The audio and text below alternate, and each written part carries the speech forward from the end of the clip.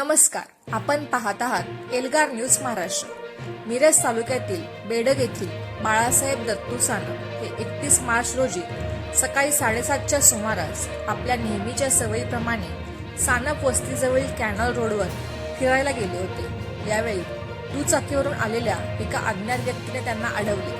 आपण पोलीस असल्याचे सांगून त्याने सानप यांच्या अंगावरील दागिन्यांकडे बोट दाखवले। एवढे सोने घालून बाहेर का फिरता? चोरी होण्याची शक्यता आहे, त्यामुळे हे दागिने काढून ठेवा असे सांगून त्याने सानप यांच्या मनात भीती निर्माण केली।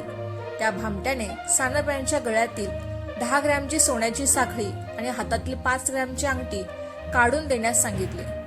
मी हे दागिने तुम्हाला कागदाच्या पुडीत व्यवस्थित बांधून देतो असे म्हणत त्याने सानप यांचा विश्वास संपादन केला। मात्र दागिने पुडीत बांधताना त्याने मोठ्या शिताफीने हातचलाखी केली आणि मूळ दागिन्यांऐवजी खडे असलेली दुसरीच पुडी सानप यांच्या हातात टेकवली।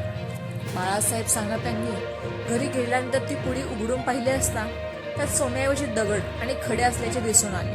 आपली फसवणूक झाल्याचे लक्षात येताच त्यांनी तातडीने मिरज ग्रामीण पोलीस ठाण्यात धाव घेऊन तक्रार नोंदवली। अंदाजे 1,50,000 रुपये किमतीच्या या सोन्याच्या दागिन्यांची चोरी झाली असून पोलिसांनी अज्ञात चोरट्याविरुद्ध गुन्हा दाखल केला आहे। सध्या पोलीस परिसरातील सीसीटीव्हीच्या फुटेजच्या मदतीने या चोरट्यांचा शोध घेत आहेत।